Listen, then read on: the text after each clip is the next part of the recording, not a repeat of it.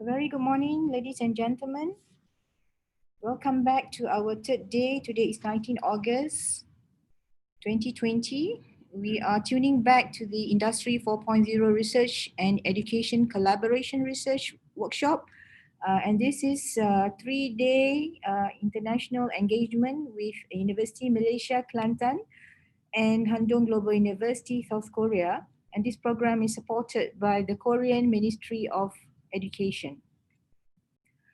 Now, this morning, we shall be tuning to another interesting topic on the first session, which will begin like another few more minutes. Will be a call to engage on the presentation from our director of IBIG, or Artificial Intelligence and Big Data Analytic from University Malaysia Kelantan. And in particular, the topic will be covering on the strategic tools of artificial intelligence in higher education. And following that approximately 1 hour presentation, it will be end by 11 in the morning, and it will be then followed by another speaker from Handong Global University, Prof. Ming-Kyu An, and he will be delivering a topic entitled Brain-Computer Interface and its Application. Now, I would like to say hello and again, good morning to all of the listeners out there, in particular, all academic from Faculty of Entrepreneurship and Business and the rest of other faculty members from University Malaysia Kelantan, and also our academic from Handong Global University. Now, we are actually tuning on two different, I must say, state. My other researcher, the speaker for this morning is not in Kota Baru, but is in another part of city in Kelantan. He is in Bacho, and we have slightly some technicality awaiting for him to join. So in the meantime, while we are waiting, the sessions to begin on his part, perhaps I can just a quick one dwell a little bit about development on education, in particular the knowledge content of the education industry in Malaysia. Let me when he said okay. So to get the momentum right in Malaysia, of course, education appear to be like a priority for the Malaysian government, because it needs a highly skilled and educated workforce to drive the nation towards its goal. And we already aiming at this visionary nation now that we are in 2020. The sectors appear to be like having really aspiring to make the nations to become the largest or a center of excellence for education.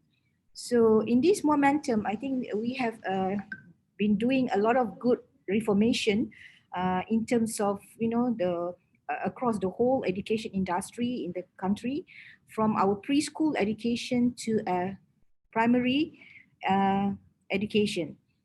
So this actually blueprint has bring along good things about us to explore further on some of the key development and initiatives. And Malaysia is indeed progressing well towards building, a sound reputation for its education industry. And then noting the fact that, Malaysia has also become an attractive destination for international students, because of we offer a high quality education, and interestingly, we have a relatively low cost in terms of fees and cost of living. So with all of this, mechanism, today we are going to discuss a lot about the knowledge enablers. What can we go about, anchoring the growth on people and the inclusion of our human capital development. And we're going to discuss further on technology and perhaps the infrastructure and knowledge environment. So in this case, I think we have been dwelling a lot about making sure that, all of this perspective of knowledge sharing is making available in our education industry. And overall, knowledge sharing in this industry is slightly higher than the national aggregate. And then it follows by a lot of differences in terms of type of institution. Now, the dynamic of capability profile for education industry are all actually geared towards the mechanism of the need to incorporate appropriate skills, processes, and structures that enable us to adapt and maneuver the organizational course to meet the changing needs. Now the changing needs are actually looking forward towards industry 4.0, and let us dwell further on this topic. And well, I can see that Prof. Dr. Sabri is here with us. Prof, good morning. Yeah, good morning. Alhamdulillah, Good morning. you are there. It's good to learn that, you are physically there. All right, so without further ado, a very quick one. Perhaps I can just give a quick, biodata about Prof. Dr. Muhammad Sabri bin Muhammad. He's currently the director for the Artificial Intelligence and Big Data Analytic High Center of Excellence, and come from the Faculty of Bioengineering and Technology. He has this international English language testing systems, IELTS, that was there in your qualifications, right? And earned a Doctor of Philosophy in the engineering from Osaka Prefecture. Correct me if I'm wrong, how to pronounce that, Prof. Sabri? Prefecture University. And science, master's in science computer from University of Technology Malaysia, and also the undergraduate, bachelor in science computer from the same university. So, Prof. Sabri, over to you. Your topic on artificial intelligence as strategic tools in higher education. Yep. Thank you. Thank you very much for our chairmen and also our best friends from Koreans, and definitely my friends here and all audience for coming and listening to these sessions. So firstly, I will share my slide screen.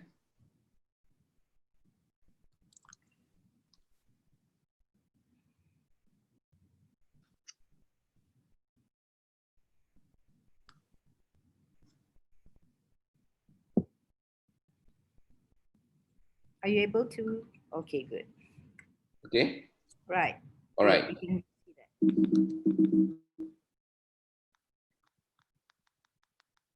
All right.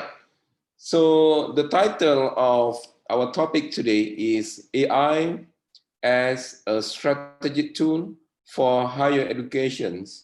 This topic more on general topic, not the precisely on technical sessions.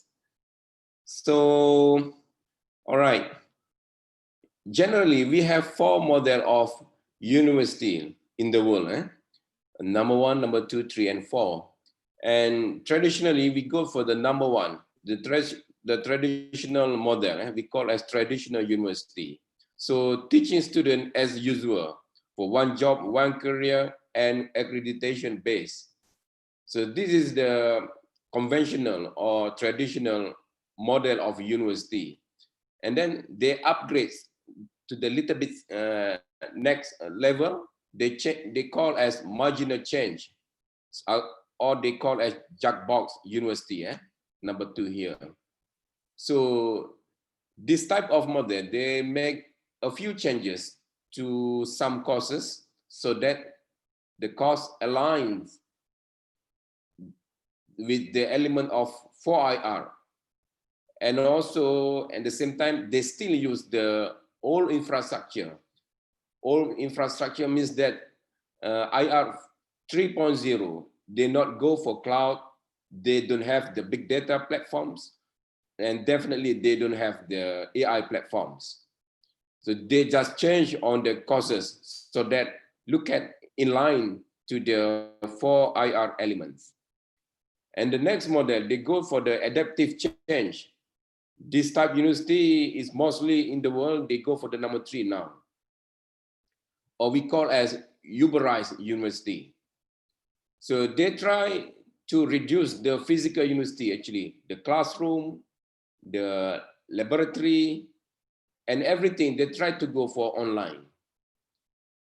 They also have a platform to offer non-traditional degree programs. So they go for online degree, etc., etc. And they try also to improve the student-driven flexibility study mode. So students don't need to come to the class. Student can study anywhere, anytime, using not we call as e-learning, advanced e-learning, such as MOOCV or also MOE experience advanced. So this is current happen around in the world.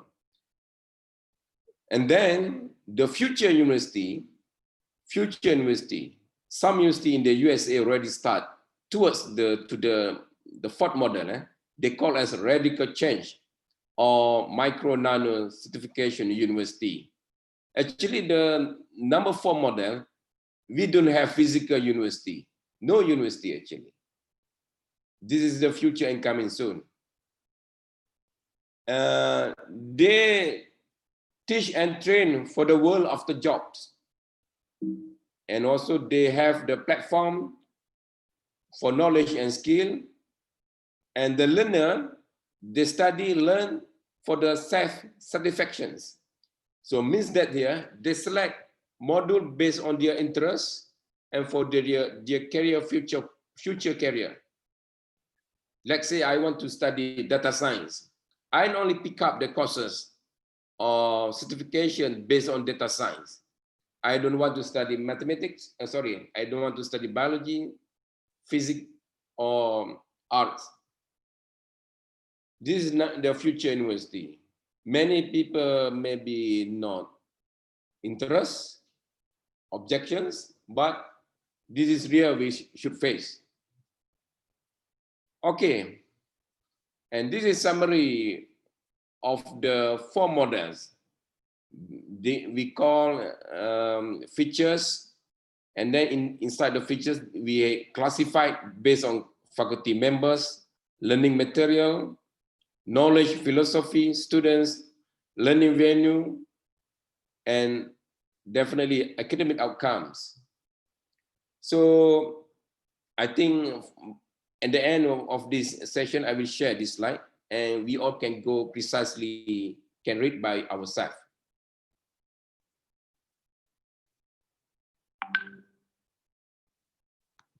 I try to, how to set, okay, all right. So next, in higher education, before we implement the AI, yeah, many people talking about AI. We want to do this, we want to implement this, and many solutions we got. So how to make sure the different type of solutions, applications, and for different university can be used systematically. So the first thing, we must have the AI policy. AI policy actually should be produced and controlled by Ministry of Higher Education or Ministry of Education. So this is AI policy actually to guide decision and achieve rational outcomes. Again, to guide decision and achieve rational outcomes. It also tried to maximize the benefits of AI and at the same time try to minimize costing and risk. So that's why we need the policy. Otherwise, University A do the right side, University B doing the right, the left side. There are 10 categories for AI policy.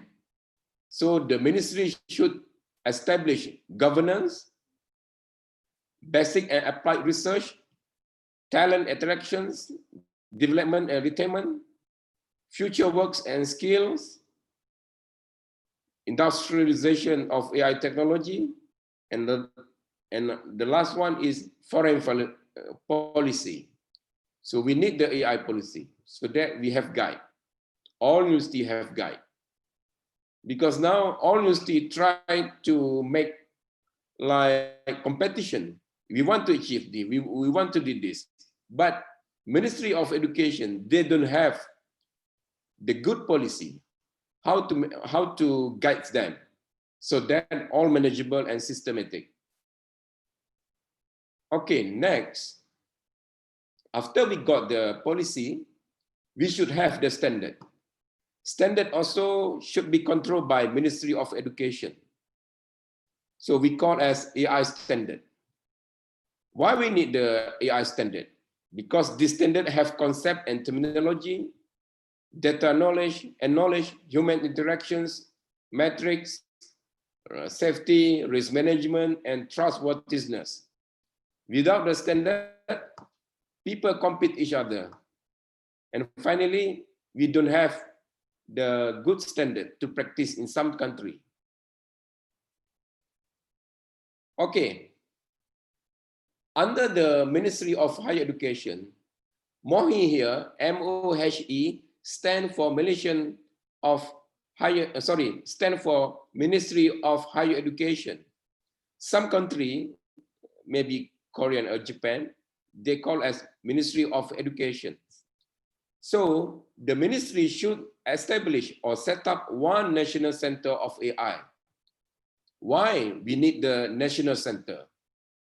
Because national center can be as reference center for higher education in AI. In this center, they should set up national steering committee and also scientific advisory board, include industrial panel and also academicians. And the last body, the national center also should have consortium of AI that involve members from international and national. So all the members in the committee or board must have senior leader and also junior leader in the balanced proportions, 50% and 50%. 50% senior plus 50% junior. Why we need to get junior? Because they know the needs of young. And also, they have different thinkings compared to the us as senior leader. We need the junior because from my experience, my research also, I found that junior critical thinking, junior ideas, quite different compared to the senior leaders. So we need the combination so that we can design the good AI policy, AI standard, and also can provide the good reference for all type of people, especially young people, because this is new generation. They know what they need, and also they already trained with the advanced ICT and IT knowledge. All right. So every month, every year, we listen from news, papers, article, chief of office, chief of executive of company, president of university, ministry, talking about AI. So the first thing to implement the AI, leader must understand what is the AI. Otherwise, they cannot understand and they're unable to implement precisely on how AI can benefit to their organizations. So leadership is number one. We must to cater. Many organizations, they go to train their staff, their students, and public people, but they forget, they miss to train their own leader, because the leader should understand what is AI, and definitely the framework how to implement AI in their organization, especially in this case, in university or higher education. So president of university, must know, not technically, at least they know the concept of AI, so that easy for them to implement in the organization. So here we have 3 features of leadership attribute. The first one is personal effectiveness, leading others, cognition, and the last is achievement and actions. So we should go for adaptability challenge. So the leaders can study how to make the adaptability challenge. So in this part, they know how the misconception of technical details and terms, less exposure of AI-based technology. And then another challenge is critical shortage. This is the weakness of leadership. They don't know, the leader don't know how to apply AI. So they don't have the ability how to implement the AI. And this situation caused difficult to deliver for growing, reskilling, and decision making. So once they go for AI leadership framework, they will be exposed and educated on this framework so that they can solve the adaptability challenge and also critical shortage. So leader is quite important. The number one, the leader should understand the AI. Not understand programming or mathematical formulation, blah, blah, no. I mean the concept of AI. Okay. How to implement AI in university? All university would like to implement the AI. Some of them already start to implement, but they face many challenges. And finally, about 10% until 20% of successful rate to implement AI in their university. So to implement the AI in university, Ministry of Education should produce 4 components, as I mentioned in the previous slide. The first one is policy, standard of AI, National Center of AI, and also they have the framework to train the AI leaders. Once the Ministry of Higher Education got the 4 components, they should distribute to all university so that university have the policy, standard, and guidelines. In the university, the top level university must set up one committee of AI. So for what? To support the policy, standard, and also other guidelines. And then there are 3 layers to implement the AI in university. The first is application node layers. Next, infrastructure layers. And the last part is infrastructure. We start with infrastructure layer for AI implementation. The first one, we should have the good bandwidth.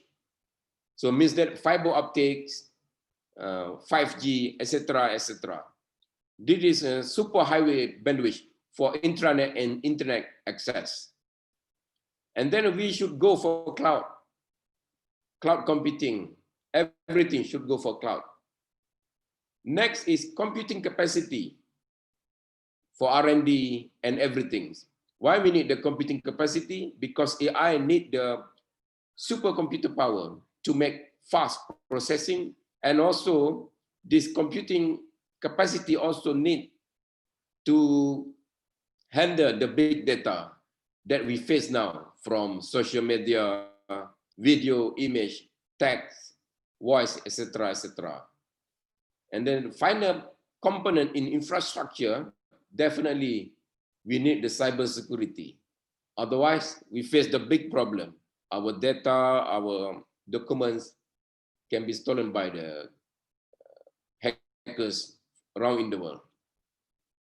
After we have the infrastructure, we need to set up infrastructure. Infrastructure in this case, we need the AI platforms and also big data platforms. In AI platform, we can use the enterprise platforms or also open source platforms. So here is example, Google AI, TensorFlow, Azure, Microsoft, and also IBM Watson. For big data platforms, we can use also the open source and also enterprise solutions, such as Cloudera, Hadoop, MapR, AWS, Amazon, and also SaaS. Next, once we have the infrastructure, then we propose the application to solve, to provide the solution for academic.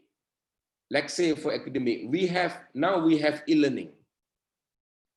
So once we want to implement AI, we can implement academic analytics. We can forecast what will happen to some student for the next semester or next year based on their previous track records or academic records. Let's say student A, for the next semester, this student will fail if we not taken yet some actions to the students. So this is system we alert to the faculty, so that faculty will take action to the student, and then the faculty will provide extra class, advice, and etc.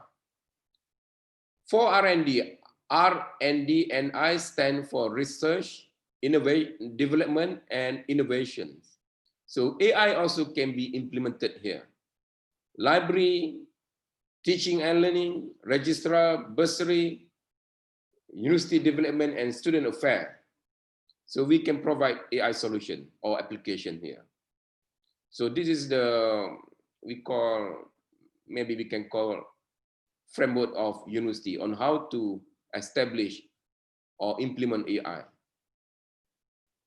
Thank you. I think this is my last slide. All right, yeah, finish.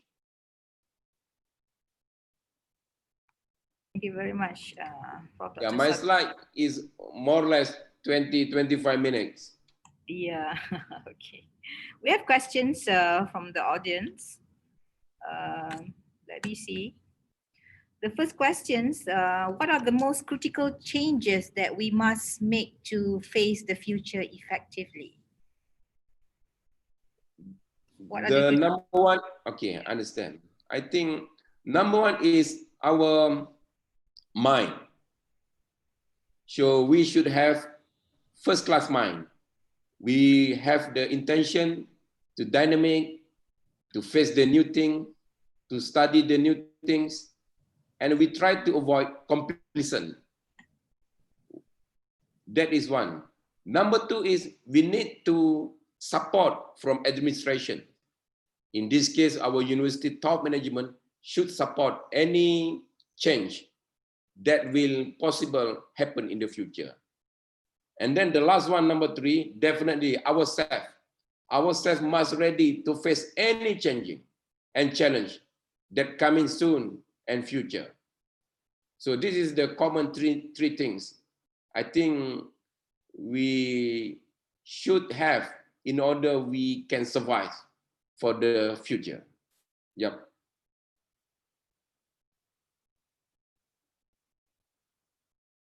Okay.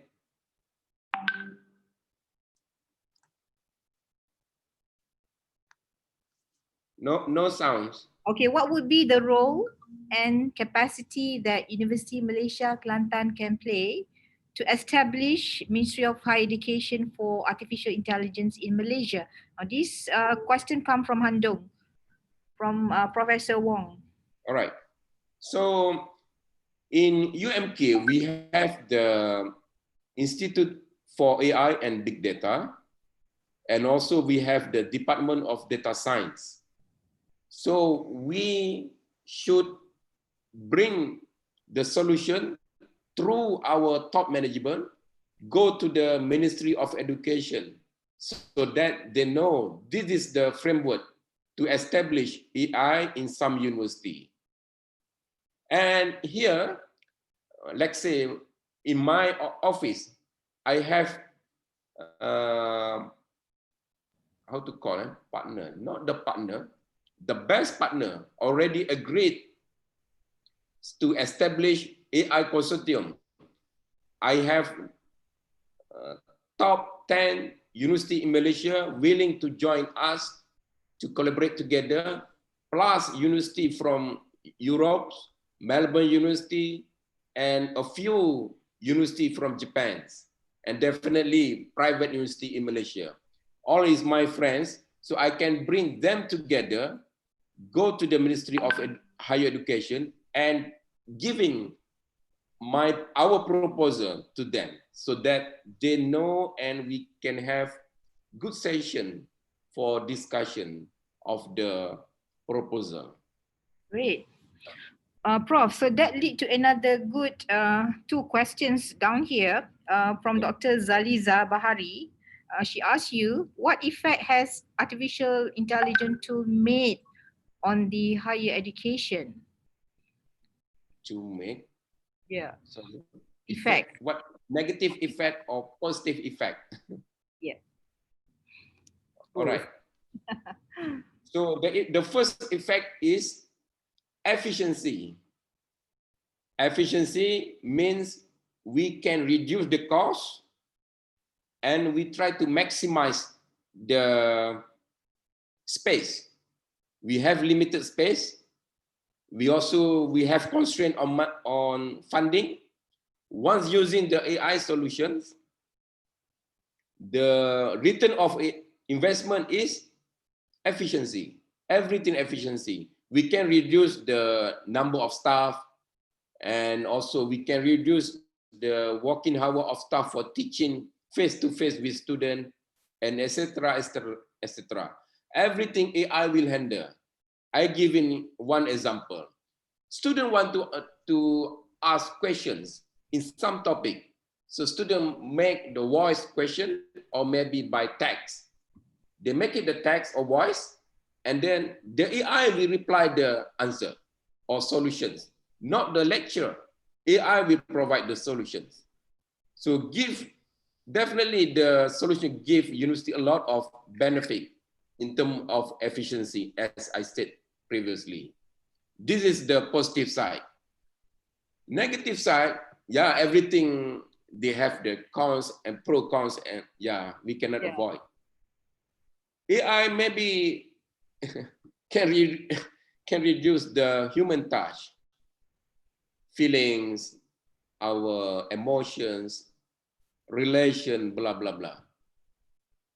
I think the weakness, we should try to think how to recover the weakness through other programs that should be created by university for staff and students in order to solve the weakness.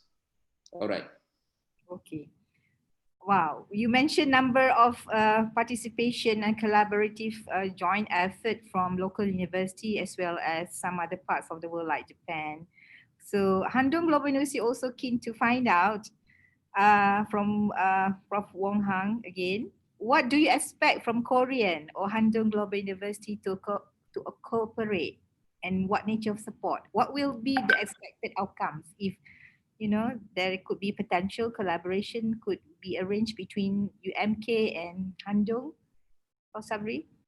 Yep, I think for starting point, I'm not happy to request some some information from the Handong University, because I think the first thing I should know, I must understand what is Handong University have first. So once, let's say, the Handong University have A, B, C. So definitely I will request in the scope of A, B, C, not the scope X, Y, Z. So we must talking first, discuss first to know each other so that we know exactly, so that we can complement each other. Okay. So that would be, yeah, that would be a common language of conversation that we need to establish so that we can understand each other's strengths and in what nature of, suitable mechanism can we put forth together so that we are actually fulfilling each other needs and requirements, right? Yeah. So yeah, that is actually a good explanation. Now, what else do they have here? Okay, from Abdul Razak Saleh, Assalamualaikum. Is it possible for us to have a meeting for further discussion on AI platform to be set up at our institution? So this must be from other university who joined the YouTube. Prof, there Yeah. are interested party who are actually keen to work along to discuss about AI platform. Yeah, Just anytime. Yep. Anytime possible can drop, can email to us. Yeah. And then what else do we have? What is the biggest challenge in the artificial intelligence in higher education at the moment, especially in our country, in Malaysia? Wow. The dangerous questions. The challenge is, number one, if we don't have the policy right. Yeah. Yeah. That's why you're And coming no, up with that yeah, proposal. as I mentioned in the proposal, number two, we don't have the standard.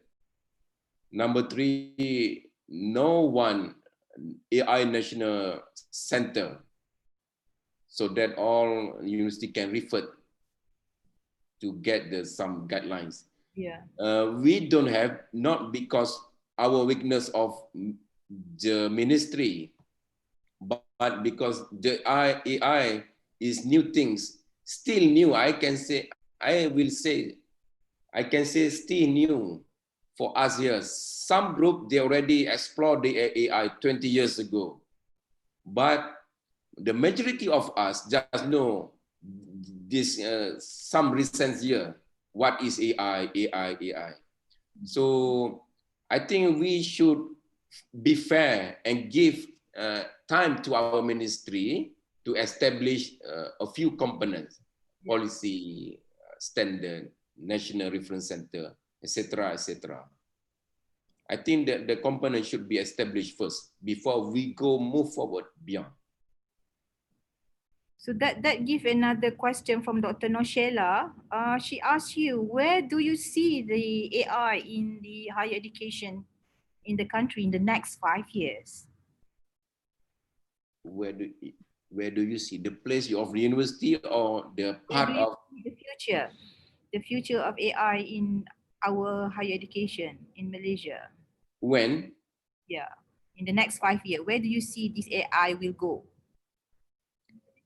I think for the next 5 years, we at least we can achieve 60% or 70% of implementations. If they implement the component within this year, if they already establish the policy standard and national reference center, so I think within 5 years, we can reach 60 until 70% of achievement. Okay. Prof. Han, any other perspective on your side, if you have? Okay, you mentioned that. Does UMK has any specific plan to become an AI university? I cannot answer well to be on behalf of my presidents. But as I know, our presidents, they strongly recommend to implement AI, especially in academic, because we try to reduce the staff number and also we try to face the post-COVID challenge. So to implement 100% AI university, I think not in the current 2-3 years, but the starting point our president already mentioned to us strongly, please go for possible AI solutions to replace or to solve the weakness that exists after post-COVID, especially. All right. So So that's, then, if yeah. you are the leader of that project in UMK, okay? So what will be the first small project for that purpose? Academic analytics. You have the responsibility for that project. Assume that. Yeah. Okay. So what are you going to do first? So I think the first project for AI University is academic analytics. Mm. Because now, why we go for the academic analytics? Because we have the data of student achievement and performance. Mm-hmm. We have the student data in digital, already in database. So once we got the data, we can make analytics to forecast student and academic matters. In UMK also, my office in charge for AI and big data, and my partner office, Center for Teaching and Learning, they are expert in academic matter. So we try to cross discipline each other and complement between us so that we can provide academic analytic solutions. Yeah. Okay. And I'm a little bit curious about the character of UMK. So actually you say the entrepreneurship is your trust, right? Yeah. And, so you have so many education experts, especially in the AI area. Your research is focused on education application and the other. So that's important. Then what about the other section? Okay. Good questions. So the current project is academic analytic, and the next is already approved by our Senate, our University Senate approved. We have the Department of Data Science. Also, I at the same time belong to the Department of Data Science. So our University Senate make the decision to move this department to the entrepreneurship faculty, faculty of entrepreneurship. Why they make the decision to move the department? Because they want to embed or to blend the AI solution or data science to the business and entrepreneurship. Because what happened now, our faculty of entrepreneurship and business, they don't have technology, advanced technology, AI or big data. They only have expertise in business and enterprise.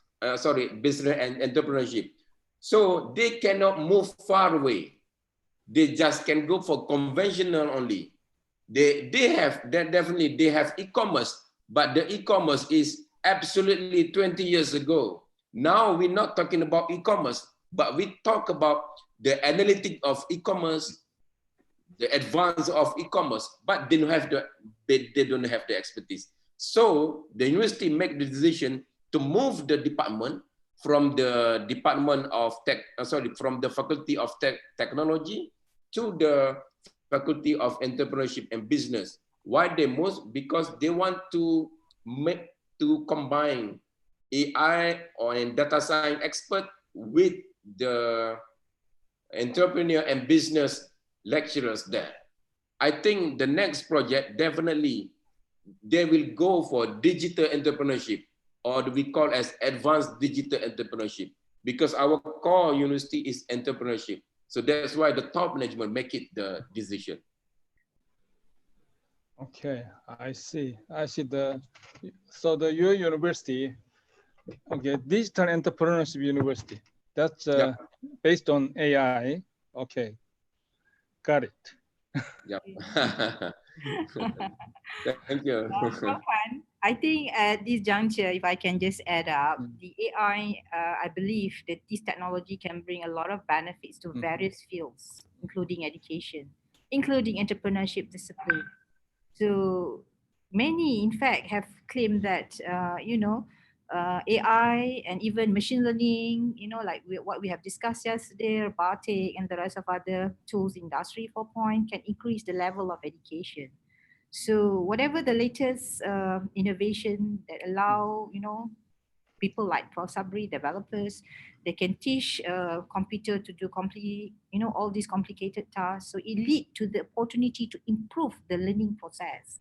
So that is possible. Maybe, of course, it is impossible to replace the lecturer or professor, but AI can provide a lot of other benefits for students and teachers. So in the perspective of the data science education, I believe that is actually good because that form part of the big data analytic. And we talk about data science educational opportunities. Uh, Indeed, it is rapidly growing. Even universities, other colleges, other organizations, they start to offer various range of program for students. So taking advantage of our university as an entrepreneurial value, we should set a setting that we count the predictions of the future career path of our students. What would they be? Are they really going to be an entrepreneur, or the preparations for to make them prepared? And even employers can mitigate the possibility of getting them into the job place. So that undergraduate modalities, I believe, currently might be offered in many forms. So we are in the process of turning that opportunity and set that under the Faculty of Entrepreneurship and Business. So I'm glad to listen to this, Prof. Sabri. The thing that our leaders have making up for the first step to move along about benefiting AI for education. We have one more question from Dr. Nozaliza. She asked, how can we implement AI in business? In this, In business. in business. All right. So the first thing is we should get two parties involved together. The first one is AI expert, and number two is business expert. So we should combine the two domains, and then definitely we try to discuss each other. And number two is the business data should be available in the digital format. All the manual process, documents, data should be digitalized. Why we need to digitalize? Because we need the AI to process. AI can process only digital data. They cannot read the paper, everything, unless we scan in digital format. Yes, they can read the paper. Scan first. Digital format, easy to understand, is in the image, video, text format, or voice format, and also social media, definitely. Number two is the digital data. And number three, we need the infrastructure and support for the AI implementation to provide solution for the business. Yeah. Yeah, the three things I think we should get ready before we do the implementation AI for business. And now, once our top management move the department of data science to the Faculty of Entrepreneurship and Business, the faculty now will discuss soon the topic or program, not topic, discuss the academic program in business analytics. So business analytics is the combination of data science and business. Data science is the science body of knowledge. AI is subset of data science, to easy understand. Data science, the big set, and AI is a subset of data science. Good. All right. Okay. So that's why they call business analytics. analytics is a part of data science Yeah. and using the AI to make the forecasting and predictions. Yep. Yes, Profan, you have something to say? Yeah. Okay. Then I'd like to ask you that, you know, okay, how many graduates of undergraduates do you produce a year? How many graduation students? No. Okay. The number of students in your business, the school of business. I think Raja Susanna know the statistics of the Okay. faculty. I don't know Okay. exactly Anyway, the number. then, I'd like to know what kind of student do you want to produce? So what kind of capability Student. do you expect from the student when they graduate?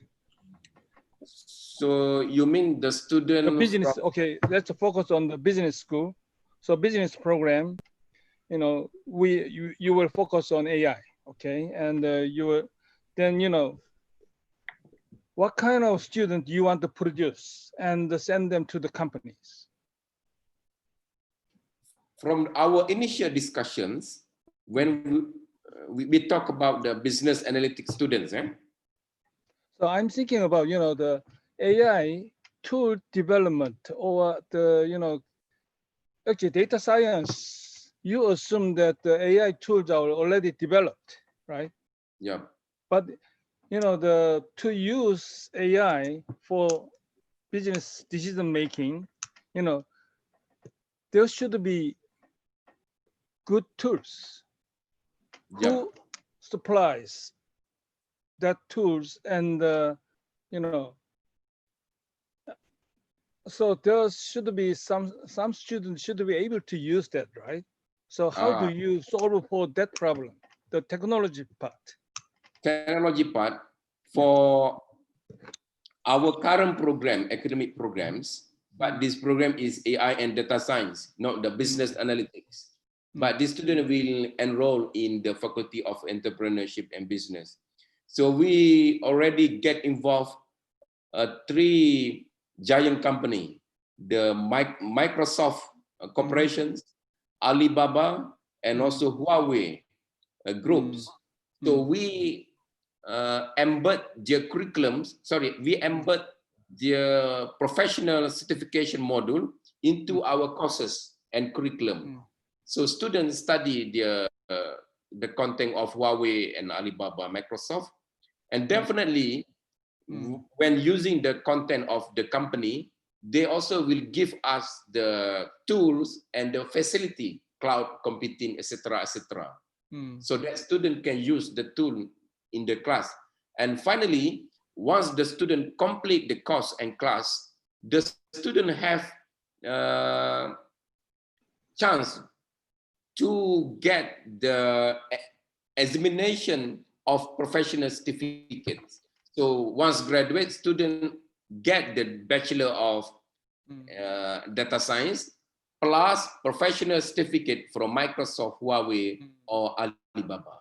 So Alibaba is very good in the curriculum or content for digital entrepreneurship because they have the Alibaba platforms e-commerce. So they have the right module for us.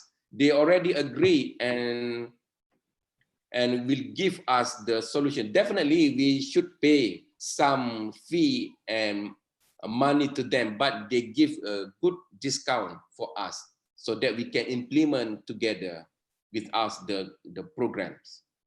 So finally, the outcome of student is, I think, digital entrepreneur students.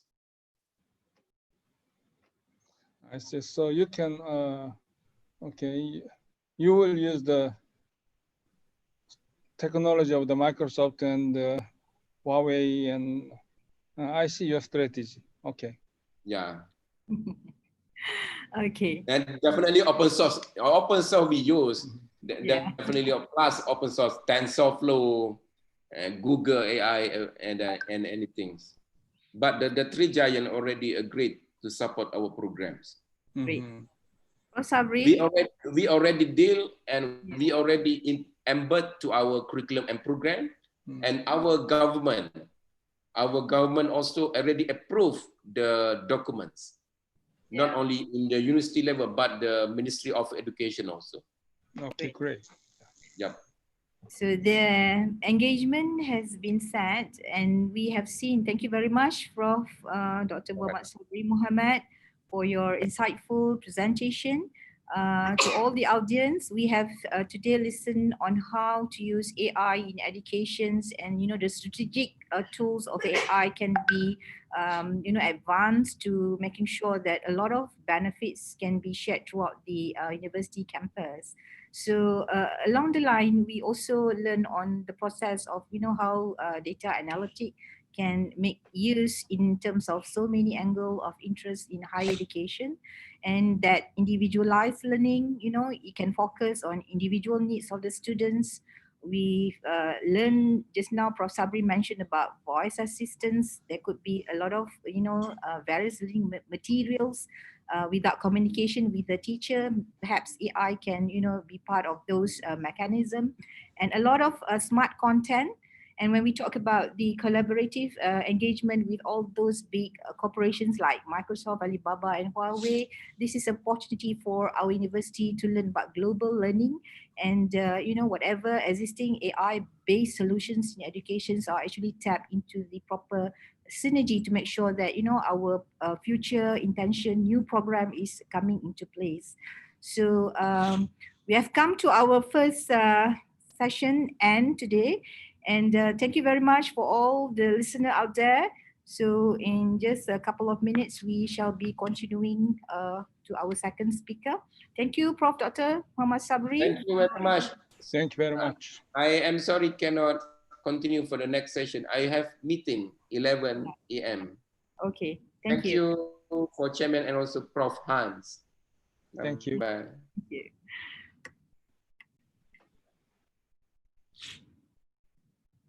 Thank you.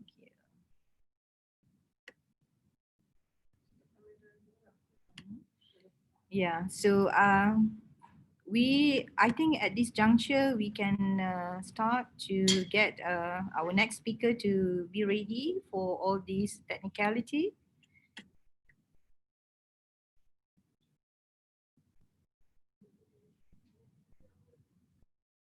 In just 2 minutes, the session will begin with a topic that is close to the brain-computer interface, and to what extent it can be applied to, various interests in project in university. Prof. Min Kyu An, are you Okay, there? hello. Yes, Yeah. you're ready? I'm ready. Let me try share my screen. Yeah.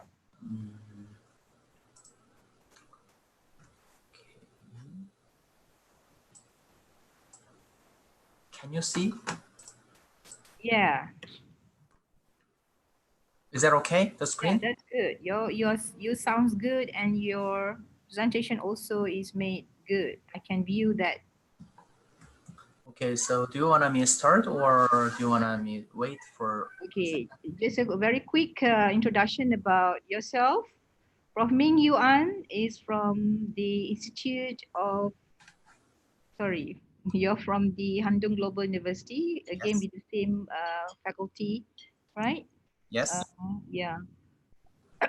And you hold PhD computer engineering from Gwangju Institute of Science and Technology. And your main research area is brain-computer interface, digital healthcare, and artificial intelligence. So you're gonna share the brain-computer interface and its applications to our next session. So I would like to hand over this to you. Please proceed with your presentation. Thank you. Okay, so thank you for having me in this nice workshop. My name is Min Kyu An, an assistant professor at Handong Global University. So today I'm going to briefly introduce myself and my lab, and then a brief overview of brain-computer interface technology and current research at my lab. And then I will summarize how I collaborate with my students and how I train them. And then I'm going to close the presentation. Okay, here is a slide that shows my background. I got a PhD from the engineering from Gwangju Institute of Science and Technology in Korea. And I was a visiting researcher at Los Alamos National Laboratory in United States and University of Genova in Italy and Riken Brain Science Institute in Japan. And then after finishing my PhD degree, I worked as a postdoc researcher in Brown University. At the time, my main research topic was deep brain stimulation with Parkinson's disease patient. And then since 2017, I'm serving as an assistant professor at School of Computer Science and Electrical Engineering at Handong Global University. My research interests are brain-computer interface and neuromodulation, and machine learning, and digital healthcare. Professor An, Yeah. by the way, the slide is too small to me. Is that too small? So what about others? The slide is very small. Is it my problem or? So, you know, actually this is a 1/9 of the screen. Really? Let me adjust. Give me 1 second. We need to increase the size of the slide, yeah. Okay, let me correct it.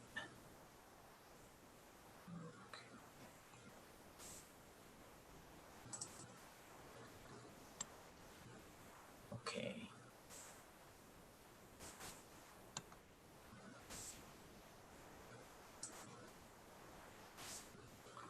What about now? Oh, good, great. Is that good? Okay. Okay.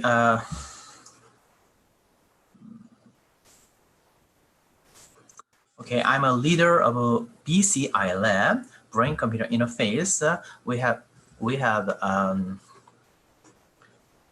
homepage. There is a typo. bcilab.handong.edu, not Handing, sorry. And I have 3 graduate students, Jongmin Lee, Dawn Kwon, and Hyunji Kim. And I have many undergraduate students.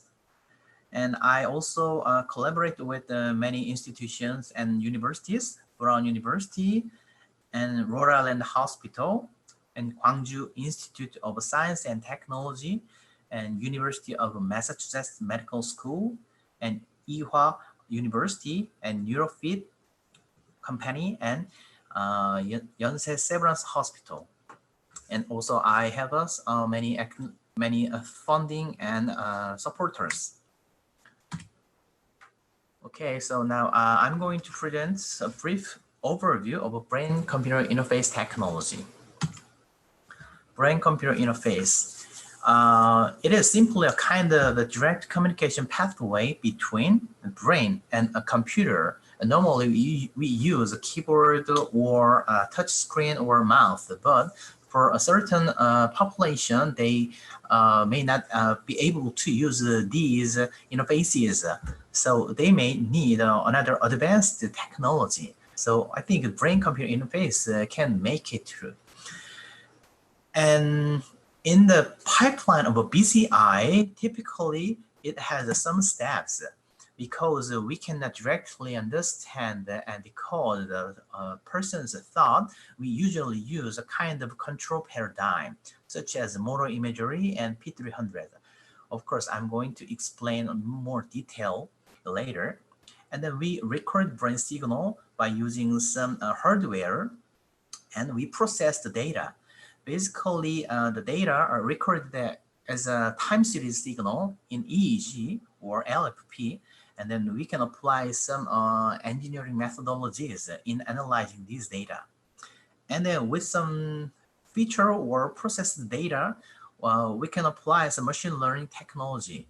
Thereby, we can decide what the subject, what the user wants to do, or what the emotion is, and what is his mental state is. And then based on this information, we can implement a certain application like a game, and where we can use this BCI technology for a certain therapy or treatment, or we can implement the processes, or we can implement assistive technology. Okay, now let me briefly introduce how we implement BCI and what information we use. For that, we need to understand the basic background of brain functioning. As you already know, brain has a neuronal network, and this network is organized by many neurons. But one very interesting knowledge is that neuron has a kind of a voltage information. At the resting state, it is at a negative 65 millivolts roughly. This is called membrane potential or resting potential. This can be changed by some ionic concentration. And another second important fact is that we have some action potential in the brain. That means when we have an action potential, that means a neuron sends some signal to the another neuron. Typically, the electrical potentials are gathered in the cell body and summed. If this action, if this potential increases and then if it reaches at the threshold level, then this cell can generate a kind of action potential. If there is action potential, then the electrical information can proceed to the next neuron. But if it cannot exceed a certain threshold, but then it cannot make action potential. So left panel shows the case of no action potential. On the other hand, if we have enough information, enough voltage level, then that means that even though this information reached at the axon hillock, but still it exceeds threshold. So in this case, this neuron can make action potential. So when the voltage arrives at the end of the axon, that is the axon terminal, there are synaptic vesicles. Synaptic vesicles contains many neurotransmitters. Since there is a kind of a room between presynaptic neuron and postsynaptic neurons, there should be some kind of chemical reaction to send the information from presynaptic neuron to postsynaptic neuron. So when the voltage arrives here, that stimulates synaptic vesicle, and then synaptic vesicle release neurotransmitters. Then this neurotransmitter makes some chemical reaction. Then this generates another potential to the postsynaptic neuron. So this is a basic background of how a neuron communicates with other neurons. Then there are many modalities to record this information. Simply, we can use a kind of a tiny needle at the spot that we are interested in. Thereby, we can record intracellular or extracellular activity. So if we read a single neuron, then we may get some action potential like this, very clean signal. But this requires very tiny needle and tiny, very complex surgery. So usually we use a little broader and larger electrodes, then it can record some extracellular. In this signal, we can still see action potential like this. So we call this is the spikes. With the larger electrode, we can record local field potential and plus extracellular action potential. And this has a low frequency information and together with action potential information. By filtering low frequency information out, we can get action potential information, that is spikes. If we implant a little large electrode on the cortex, we can record this kind of signal, or on the scope we can attach a little larger, actually really largest electrode, that is EEG channel. Then we can record this kind of signal. But EEG is a kind of a signal that is a mixture of many signals from many different locations. That means EEG natively, it has many noises. So this is the part some signal processing should be applied. Many researchers use the Fourier transform in the signal because we are managing a time series signal. So by applying Fourier transform, we can convert this time series signal to the frequency domain signal. Then we can quantify the power at each frequency. And researchers found a very interesting fact that some frequency bands is related to a certain brain function. For example, if I'm taking rest, then alpha activity, its range is between 8 and 13 is increased. When I close my eyes, then alpha activity increased as well.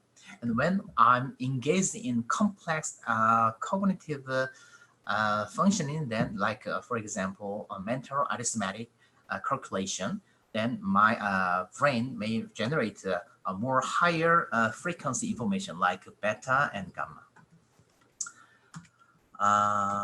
And there are many methods for brain signal analysis. Like we can measure some frequency domain power and then use that. And then, or we may directly use just the time series information. This is called ELP analysis, or we can use a time frequency analysis. And also with some signal recorded from the scalp, we may also interested in the signal on the cortex or on the deep brain. But actually, we cannot open the head of the healthy subject, right? So there are some methodologies to inversely estimate the activity at the brain. So this is called source imaging. And or we may use some connectivity measures to understand how different areas communicate together. Okay, now let me briefly introduce the history of the BCI. In 1929, the medical doctor Hans Berger reported EEG. It was the first discovery. And as far as I know, he recorded the EEG signal from his son's head. And then he reported this EEG presence on the human head.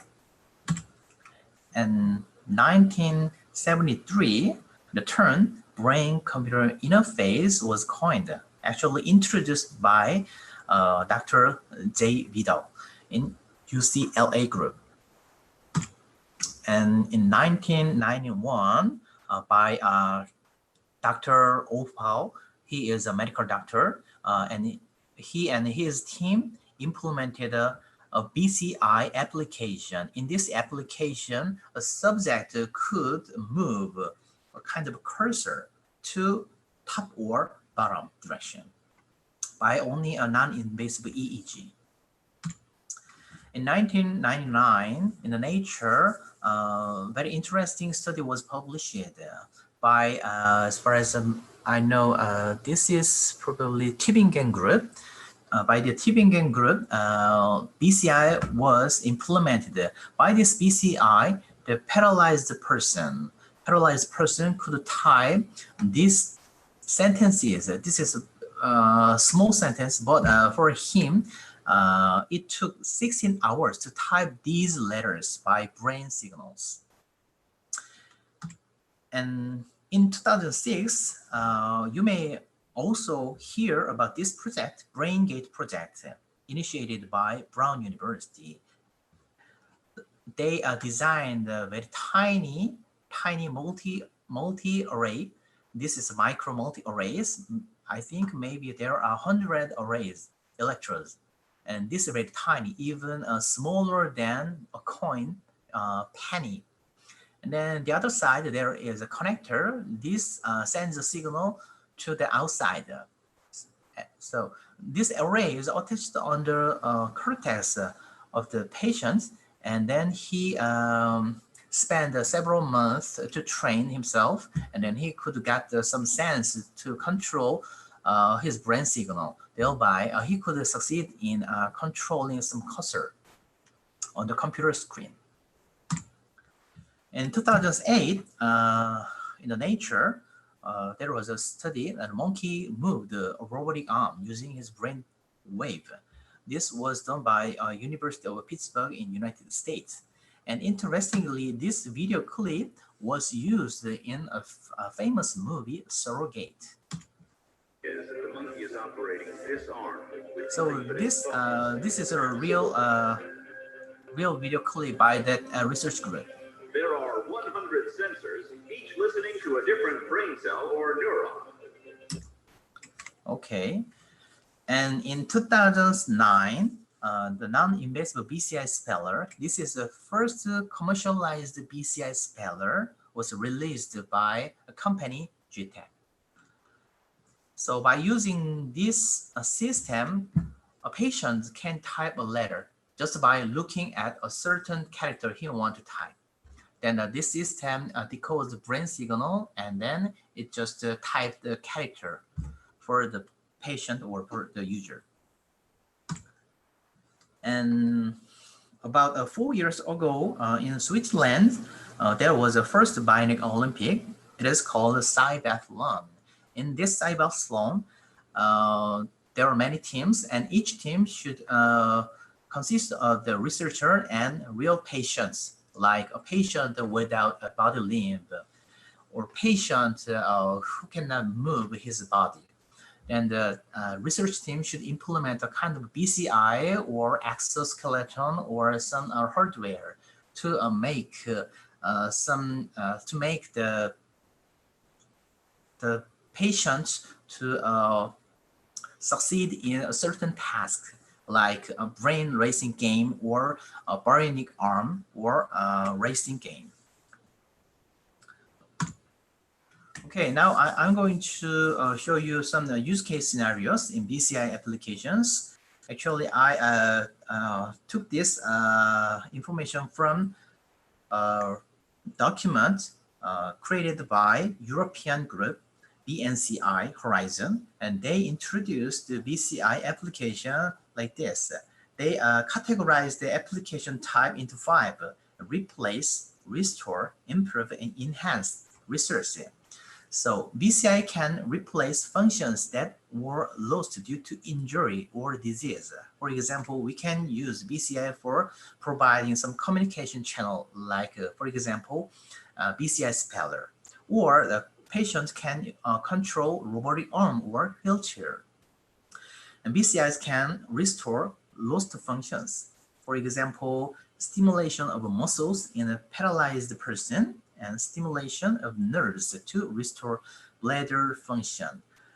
This require a special hardware like functional electrical stimulation. By using functional electrical stimulation, we can stimulate a muscle, and then we can cause some muscle movement. And BCI can be used to improve the functions like stroke rehabilitation.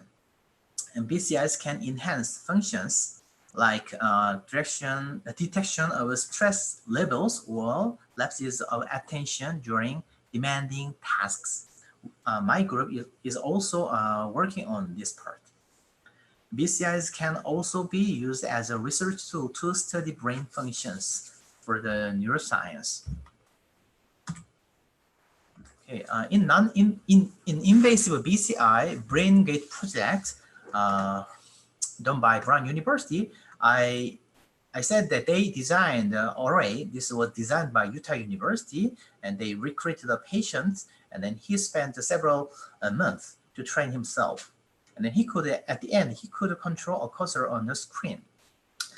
That what a feature this research team used was spike information. Each electrode can record some signal from one single cell or multiple cells. When we see the electrode 33 here, we can see different pattern exist.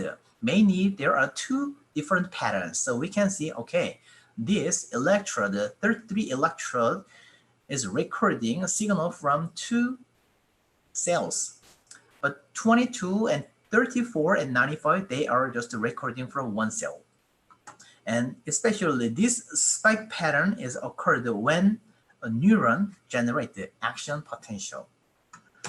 They conducted some direction moving to a certain direction task, and then they found that some cells are directionally tuned. So that means for electrode, sorry, not electrode here, unit 6, neuron 6. Neuron 6 is more responsive to the direction down, right? So when we provide the go cue, then the patient moved his arm to the downward. At the time, the spike pattern increased. So this cell is more sensitive to the down direction. So by using this information, at the end, the researcher could decode where he wants to move. So at the end, the patient could move the cursor by only thinking or by only his brain signal. In non-invasive BCI, there are 3 top control paradigms. I'm going to introduce them. First, motor imagery BCI. In general, amplitudes of alpha and beta. Alpha is ranging 8 to 13, and beta is ranging 13 to 30. Rhythms decrease during motor execution. Motor execution means when I move my body. Like for example, when I move my right arm, then as you already know, left hemisphere of my brain will be activated. But actually the brain signal, alpha and beta, is decreased at the power level. But also this phenomenon can be observed during motor observation. That means when I just observe the other person is moving his arm, then in my brain, the same pattern is occurred. And also this pattern can be observed during imagination. This means that even though I do not move my body limb, but by just imagining body movement, then I can generate some brain signal modulation. So this change is called event-related desynchronization in BCI field. So this time series signal illustrates how they are different. During resting state, the signal may just fluctuate around baseline. But during motor imagery, at some point, the power decreases down and then it goes back to the baseline. And then since we are using different hemisphere for the left and right hand movement, so when we check the brain pattern, then we can have the different spatial pattern for left hand and right hand. So simply using this pattern, we can use a command for 2 commands like left direction and right direction, or binary information. Another paradigm, steady state visual evoked potential, or it is called SSVEP. SSVEP are signals that are natural responses to visual stimulation at specific frequencies. When we look at a target which is stimulating, which is blinking at a certain frequency, for example, if I'm looking at this target, it is flickering at 17 Hertz, then my brain actually on the occipital area, this occipital area is related to vision. At this area, I can see some signal at the 13 Hertz increased. So by analyzing which frequency is increased, then I can understand, oh, he is looking at a certain target, which is flickering at 13 Hertz. So by using this stimulus, we can implement many commands. And another one, event-related potential, or namely P300. An event-related potential, ERP, is the measured brain response that is the direct result of a specific sensory, cognitive, or motor event. In this paradigm, if U flicks or P flickers, then let's say the user is looking at the P, then the temporal pattern may be different because this user is looking at P, so he is giving the attention, he is focusing the P. So maybe his brain try to minimize the influence of the stimulation U. So his brain is more responsive to the focused target. So this is a focused target. So when we analyze the brain signal, the amplitude around 300 milliseconds after the presentation of the target, the amplitude may be a little higher than the amplitude of the inattended target U. So by using this amplitude information, we can understand what target he is looking at. So the first commercialized BCI speller uses this paradigm. Okay, by using these informations, many applications can be implemented. Like we can implement a wheelchair, or we can implement some BCI game. Some researchers implemented the BCI for World of Warcraft, which is a famous game. And also we can use this BCI for rehabilitation. Like this patient got a stroke and then he has some problem moving his arm. But for rehabilitation, BCI is used to read the intention of movement. At the time, we may provide some functional electrical stimulation at the target muscle. Thereby, we can facilitate the rehabilitation. Or we can use some robotic arm control, or we can use BCI for implementing speller.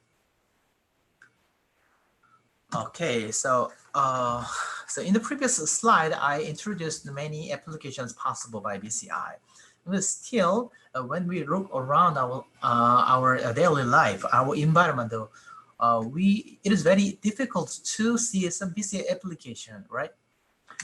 That means still it needs to be matured, it needs to be advanced. There are many challenges in BCI field. Reliability and proficiency. So for reliability, depending on the time, depending on a subject or user, the performance may be different. So we should increase the reliability. And proficiency, some subject shows a good performance, so thereby it is sufficient to use BCI application. But for another subject, does not show the sufficient performance. So like for example, chance level. Then with this performance, we cannot use BCI application. And also the BCI should be convenient. And it should provide alert information for controlling some application. But nowadays, its bandwidth is very small. And many BCI applications require additional help by the other person. And it needs training, and it needs to improve in utility, and image should be updated. Like wearing hat is sometimes looking funny.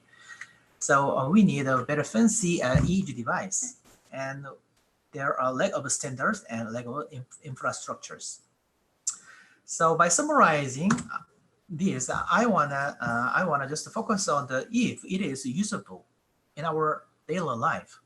For example, do you want to wear this cap or this one? So compared to this one, this left side one is a research proposed EEG system.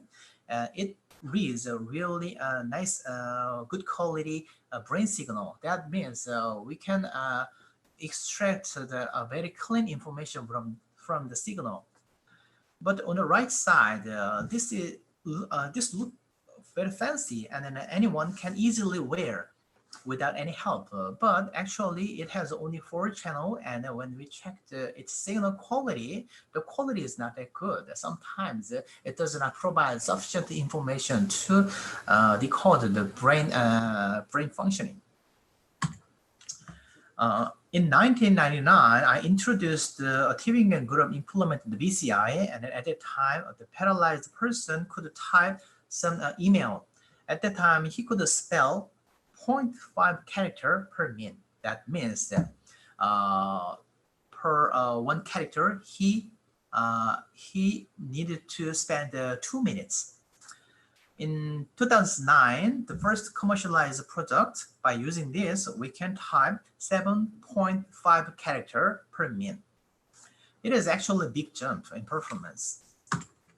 But compared to a keyboard, we roughly type 300 characters per minute. So I think nobody used BCI. But actually, when we examine the populations, depending on the populations, this small performance can be useful as well for the CLIS patients, completely locked in syndrome patient or locked in patient. They can use some these BCI technologies for communication or environment control. But for the healthy users, yes, we need to advance the BCI hardware and software. Now, it was a brief introduction of a BCI, and then I'm going to present about the research, BCI research at Handong Global University. So here is a direction of my team. We want to diversify application, BCI applications, because when we look, we cannot find the BCI application in our daily life. I think that we should make many applications which can be used for clinical use, or which can be used by the ordinary person, or which can be used for entertainment purpose. And also, we are focusing on achieving practical BCIs by solving some obstacles. There are many obstacles like a BCI typically require long calibration time, and it requires working system, and its performance or reliability is too relatively low. And I think signal processing algorithm and machine learning can be used for solving these problems. So we recently focused on the two types of the problem.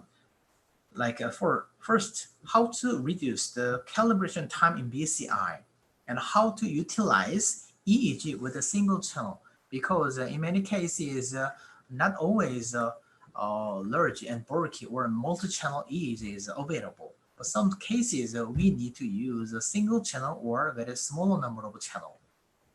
So that's why we need to develop certain algorithm to maximize the utility of the certain system. Okay, now I'm going to introduce some applications my lab developed. We are collaborating with the hospital. In the hospital, there are some patient who does not move his body limb voluntarily. But actually, we do not know if he has a consciousness, even though he opens his eye and he is moving his hand or eyelids, but we cannot communicate with him with the word or some motion. So at the time, the doctor asked me if we can implement a certain system to assess the consciousness of him, or to make some system to communicate with him. So in this project, we wanted to firstly check if his consciousness is still there. And if so, then we can make some communication tool. So we designed a BCI, and we designed some auditory stimulation, because he could not his body limb voluntarily. That means he cannot move his neck. So we decided to use auditory stimulation, like a beep, beep, beep, beep.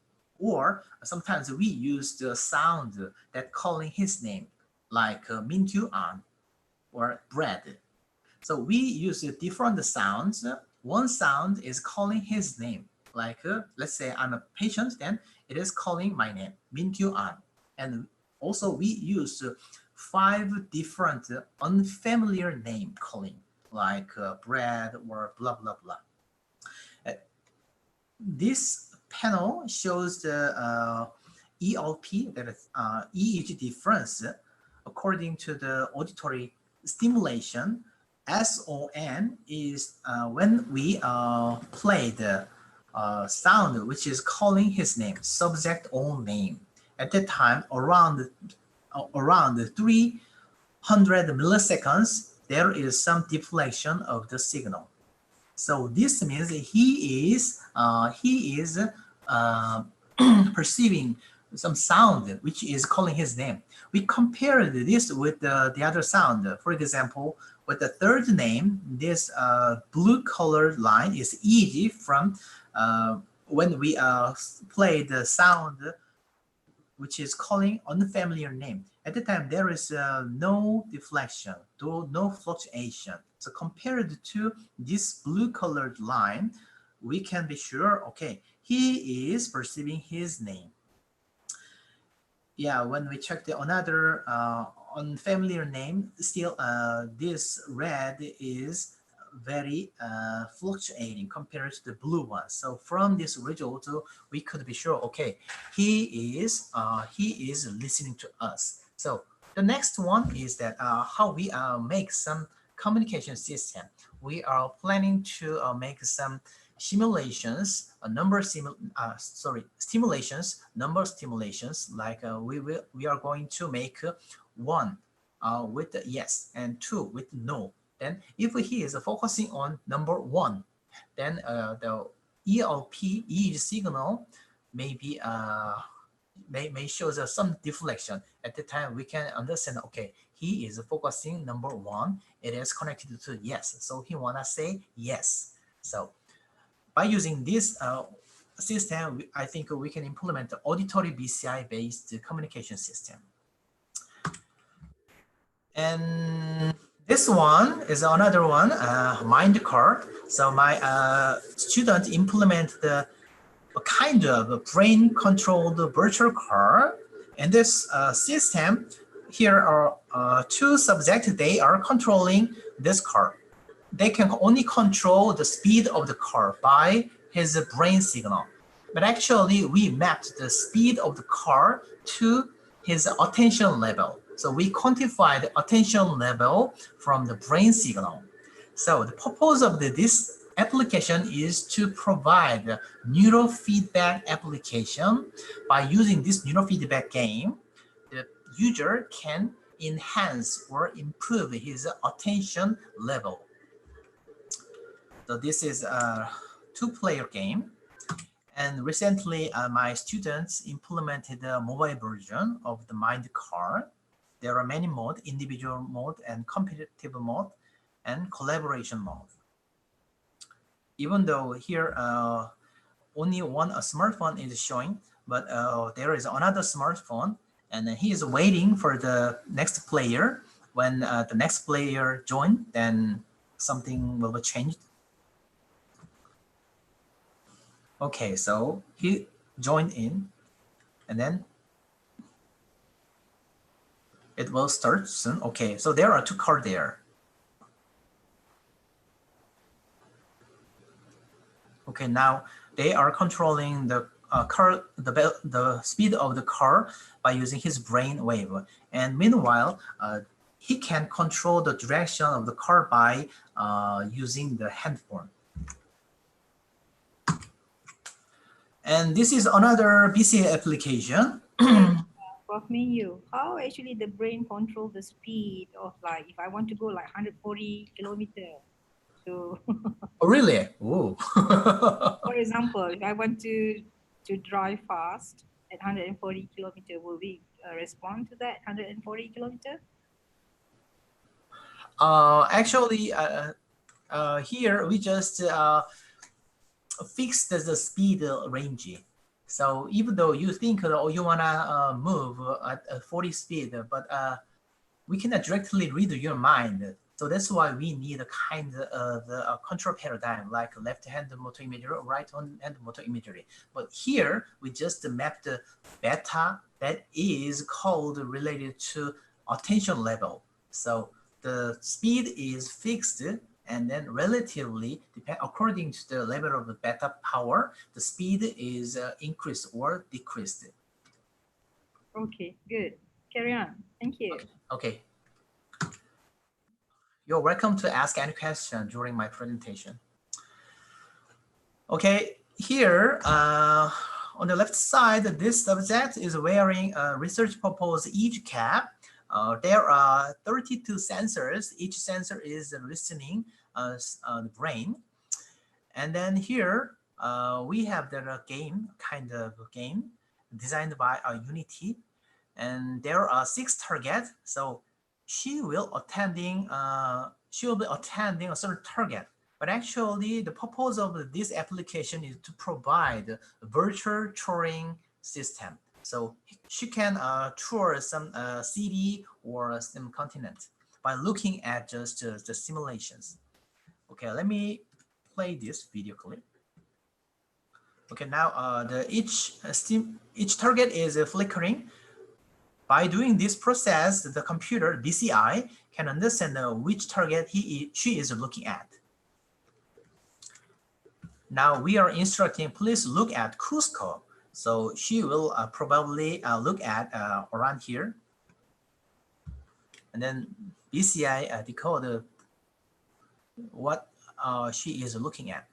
And then play some touristic video like Cusco.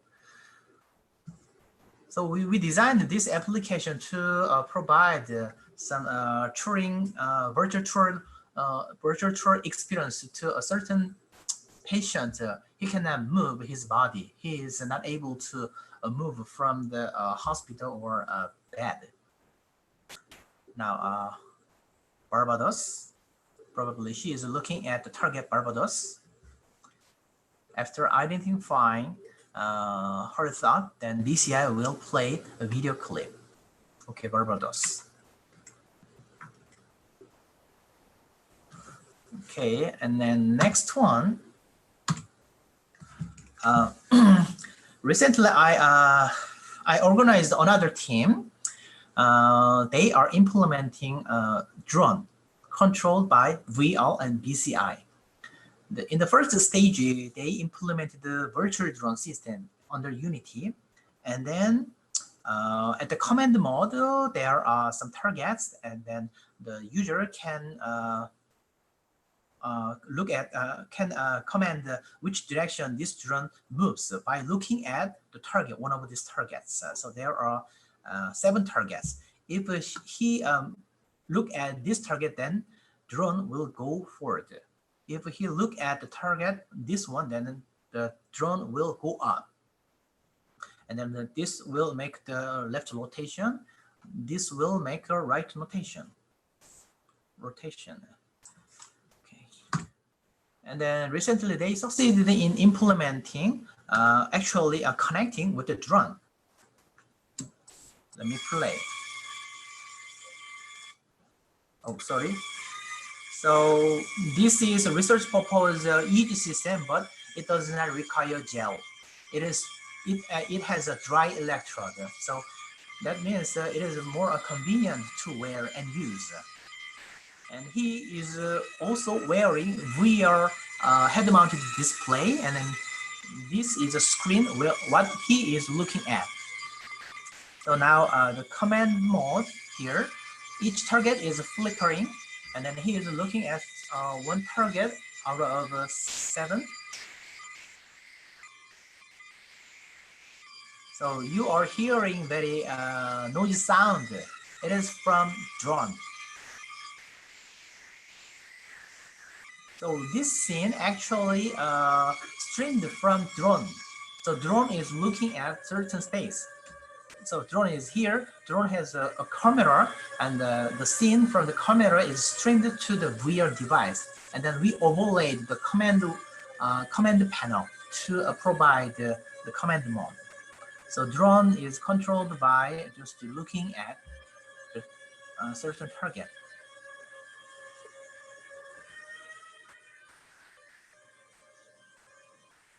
So if we advance this technology, I think we can implement a telepresence. Okay, and next one, calibration-less BCI. Now I'm going to present some stuff about signal processing. In a typical pipeline of the signal processing in BCI, it consists of a training phase and testing phase. Actually, in many machine learning, technology uses a training phase to generate a model and use that model in testing phase. But when we think about the time, it requires really long time. For example, to collect the training data, we need some time. To generate the model, we need also time. So roughly, in many BCI systems, it requires 10 minutes. But when you are required to spend 10 minutes before use the actual BCI, you want to use the BCI, it is a big hurdle. We should overcome this big hurdle. And how can we implement calibration less BCI, which does not require calibration phase? The training data collection consumes valuable time, and with a certain types of users, for example, patients with a limited concentration ability, the problem is much important issue to be resolved. It should be resolved. And the existing data would be the solution for it. So we can use existing data based on the transfer learning. So in the conventional system, we set the system and then we collect the data and we generate the model and we run BCI. But in our proposed system, we just set the system and we use the previous data that can be recorded from previous session within the same subject or from the other subjects. Of course, the EEG or brain signal is very complex. So the brain signal of one user may be totally different from the brain signal of another user. But still, there might be some stationary information, like we use the left hemisphere to move our right hand, and right hemisphere to move left hand. So this kind of spatial information can be stationary across subjects. We use a large EEG data set, actually acquired from 55 subjects. Considering time for the collecting this data, we spent about two hours for one subject. So that means with the 55 subjects, we spent lots of the time. So it is a huge data. And we use the CNN, which is very effective in extracting the features. So we trained the CNN, convolutional neural network, using this data, large data set, and then we just used this model for new user. There is no data in this model from this new user. And then when we applied this algorithm, then we could achieve comparable results like this one, SWLDA, which is a conventional algorithm used in P300 BCI. At that time, we used his own data to generate the model. And then we got the performance around 90. But when we applied calibration less CNN, then we could comparable results like this. And then actually when we applied stepwise LDA for the same concept, like using the other subjects' data, then SWLDA was not effective in generating a generalized model, but CNN was very effective in generalizing the model. So this this is a classifier output, and this blue one is the classifier output from CNN. But as you see here, they are well correlated. And then when we apply this algorithm in online P300 spelling system, we could get very nice accuracy, 85%. So that means it is very comparable to the within trained model. And next one, utilizing a single channel EEG. Usually, more channels are better for BCIs because more channels give us more information, but not always available. Like if we need to use just this single channel EEG system, then what should I do? In general, and also amplitude changes of a certain frequency in EEG is used as a key feature, like alpha rhythm, beta rhythm, delta rhythm. Then the question is that how to maximize the information from a single channel EEG. And recently, empirical evidences shows that cross-frequency coupling is also important feature, like motor function, decision-making, task, blah, blah, blah. That means within a single channel, we can decompose one single channel signal into multiple frequency components. But the recent empirical evidence show that these frequencies are coupled for a certain task. For example, let's say we have one channel signal like this. When we decompose this into a high frequency signal, this red one, and low frequency signal, this one. Then when we compare the amplitude modulation of the red one is correlated with the amplitude of the low frequency signal. So by using this information, we can maximize the some task-specific information, and which can be beneficial for implementing a high-performance BCI. So we designed a machine learning algorithm that calculates a weighted projection vector that maximizes discriminativeness between signals of two conditions. Simply, we decompose the signal into multiple frequencies, and then we constructed a CFC matrix by using just covariance. And then we calculated the weighted projection matrix, which maximally increases the amplitude for one condition and minimally decreases the amplitude for the another condition. So we solved this by using eigenvalue problem, and then in our simulation study, we could observe a very interesting result. We used a motor imagery data set, like left-hand motor imagery and right-hand motor imagery, and then we compared with the conventional method, which uses 64 channel. At that time, we could get the accuracy, binary classification accuracy 70, but when we use only single channel with our proposed method, we could get 65% accuracy. Actually, this is very fascinating results. We are preparing this for submitting for a certain journal. Okay, this is the research at the Handong Global University. Now I'm moving to another topic. I'm going to share how I educate and train my students and how I collaborate with my students for research. In Handong Global University, we have many courses. Basically, they took the courses for improving their programming skills like C, Python, and Java, and mobile app development, open source software, web service development, and for algorithm stuff, there are algorithm analysis, digital signal processing, machine learning, and deep learning. And also, every undergraduate student spend 1 year for their graduation project. So every student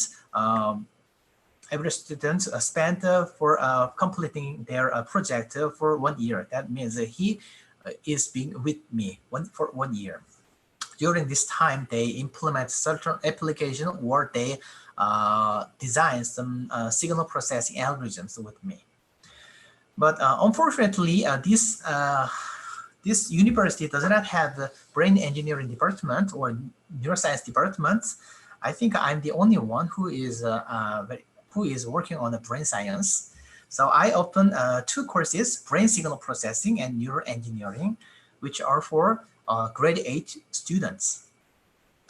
And officially, we have a lab study, like every semester, actually every beginning of the vacation, we have a new member, undergraduate new members, and we open a study and seminar, so they are trained with some basic background. So we provide the brain anatomy and function, and we also provide a course for basics of brain signal processing and basics of machine learning. And at the end of the study period, they have to complete a mini project. And then I also encourage my students to attend many in-campus camp, like a machine learning camp, usually organized by Professor here Che, and Android camp, and programming camp. And out of campus, there are also many courses provided by academic societies in Korea, and machine learning, brain signal processing, and medical image analysis. So I usually support my graduate students, and then they go to some city and then attend these courses.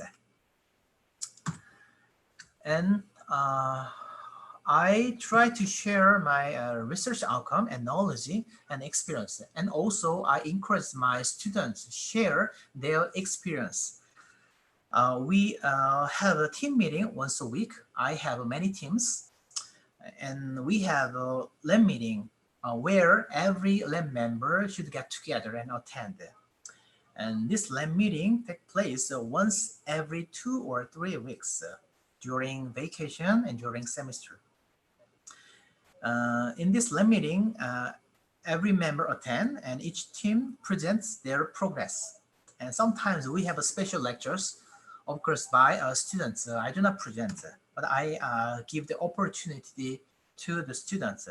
Sometimes they present about how to use SDK or API for using each device. And graduate students sometimes introduce his project. And sometimes students review about conferences attending or seminar attending. So last year, my graduate students attended the Society for Neuroscience, which is a very large, actually largest conference. About 30,000 people get together. And then the graduate students showed how they enjoy the conference. This is I think, a good opportunity, and it stimulates undergraduate students. And then sometimes the undergraduate students are motivated, and then they just study harder. And we also share resources. We have a lab account in Google, and we share some project reports and presentation file and poster and paper submitted to a journal or conferences. And also we share codes through GitHub. We have the GitHub link, and then I encourage my undergraduate students write some manual for their code. So they sometimes write developer manual for developer and manual for users. And these are well organized, and some of them are published in domestic journals. And I also think the fast communication is very important. So sometimes email is kind of slow. So we have a internal messenger. It is called a Jandi. It is something like a Slack. So I listen to what my student wants, and I respond immediately. So, okay, so this is the end of my talk. And if you have a question, I'm willing to answer to that. Thank you very much. Yeah, thank you very much from Minkyu. There are a few questions. I would like to start first about trying to explore the weaknesses. The question is, although we already understand the basic principle of BCI, they don't work perfectly. What are the weaknesses? Sorry, I couldn't catch the last sentence. There is one in the chat box. If you can open the chat box. Check box? Yeah. Which one? The chat box on your right, on your chat.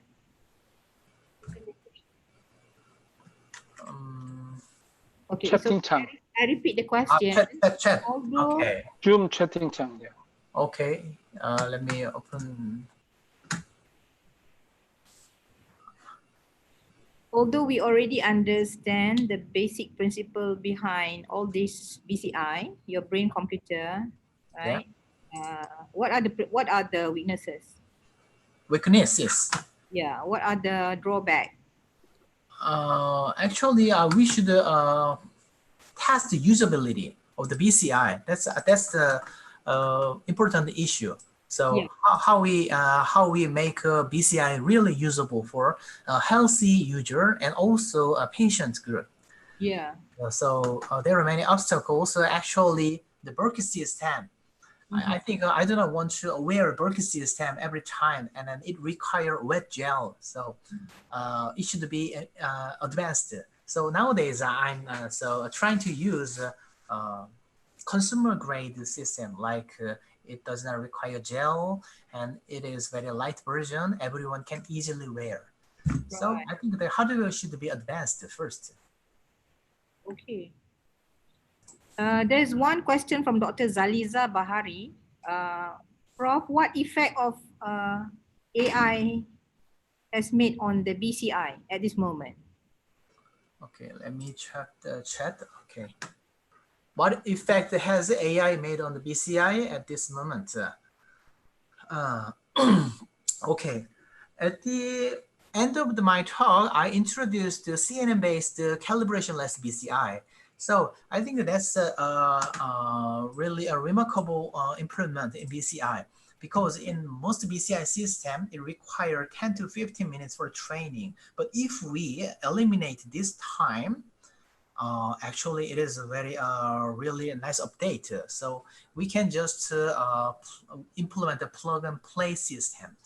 And nowadays, many researchers try to use deep learning algorithms, and they showed remarkable results in performance and also in reliability. So I think in this sense, the AI can influence the BCI technologies. Okay, next question. If we can send sensory signal to someone's brain, Yep. does that mean thought control is someone we need to worry about? Okay, so there are many research groups, and then about 5 years ago, I read a news article. The article title was that controlling the other users thought is possible. So at that time, I examined their paper and the article. At the time, what they used was that they read what the player one think. Like at the time, the player one was instructed to imagine either left hand or right hand movement. At that time, if the player one imagined right hand movement, okay, this was identified by BCI system. And then to control player two, they used transcranial magnetic stimulation. So actually, by for providing some information to one person, we need to stimulate the brain. Then how can we stimulate the brain? This is the big issue.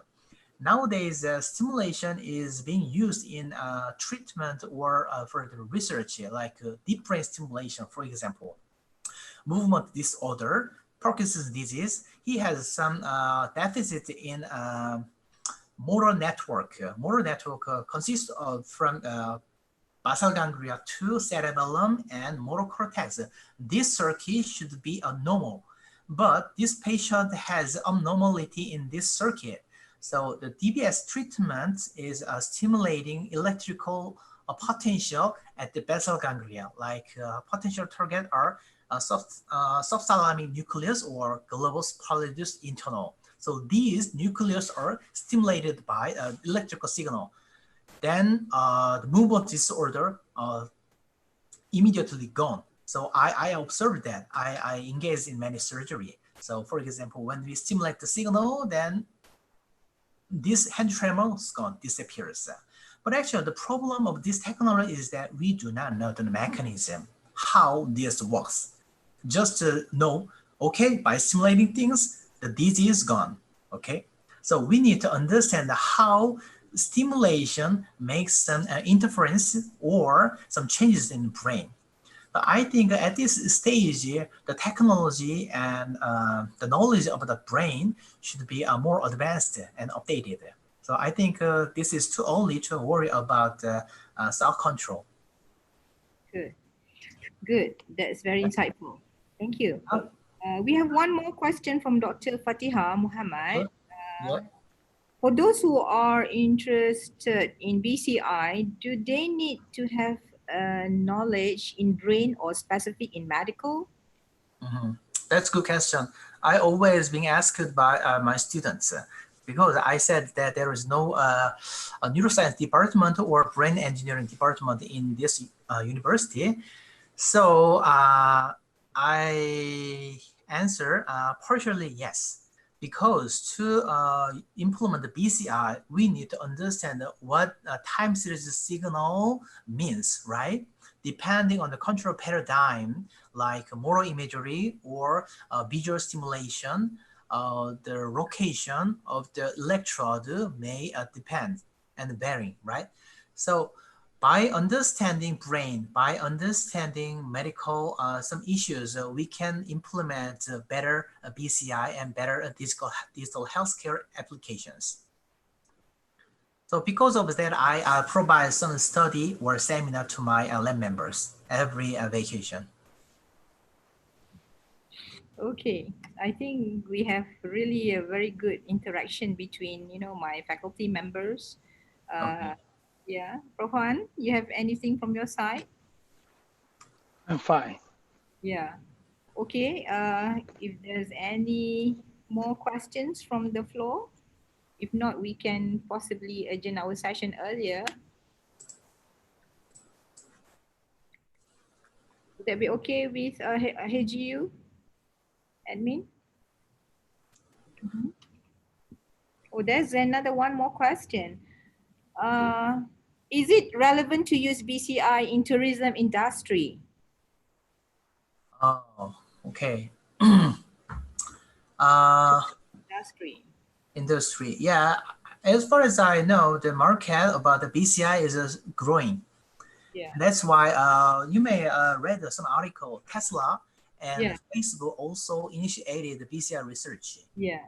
Even though it is not providing some immediately useful application, but I think they are foreseeing the future. So nowadays, as far as I know, there are many companies are releasing their edge devices with certain applications. So at some point, I think the public may also focus on and maybe also interested in using BCI applications for their daily life.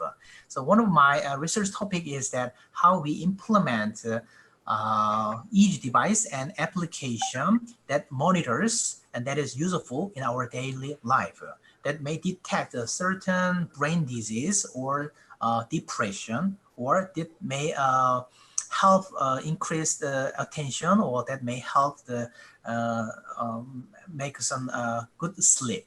So I'm interested in this kind of technology, and I know many researchers are working on that, and market will be grown as well. Good. Good. I think we can sum up the presentation of today. So what we can see, a lot of discussions have gone through about launching the electric brain. Yeah. The power of modern computer grows alongside our understanding of the human brain. It seems like we move ever closer to making, some of the science fiction into reality. So just imagine transmitting signals directly to someone's brain that would allow them to see, hear, and feel specific sensory inputs. That would be awesome, right? Yep, And yep, then when you talk about, the potential to manipulate computers yep. or even machine with nothing more than a thought. So it's all about how things can be convenient. So I saw a presentation on disabled people, right? So this development of BCI could be the most important technological breakthrough, in this couple of years. And we thank you for your insightful sharing session, and we look forward for a lot of energy in our programs, yes, in particular, how that can benefit us in UMK. And one more time, and again, thank you very much. Okay, thank you very much. Thank you. Prof. Han and the rest of my fellow friends, I think we shall adjourn our session for this afternoon. We take a break, and after lunch, we come back sharp at 2 p.m. Yeah, now is approximately the 10 past 12. So we can take a break, and once we come back, we're going to listen from our Dean, Dean of the Faculty of Entrepreneurship and Business, who's going to share about the perspective of Industry 4.0 from value proposition to business model. So meaning to say from the ideation, creation of business opportunity, how can that be turned into a good business model that could maybe tap a lot of other engagement, and can we then proceed with our discussion and closing session for the afternoon. So thank you very much. I see you again, guys, at 2 p.m. Thank you. See you later. Yeah.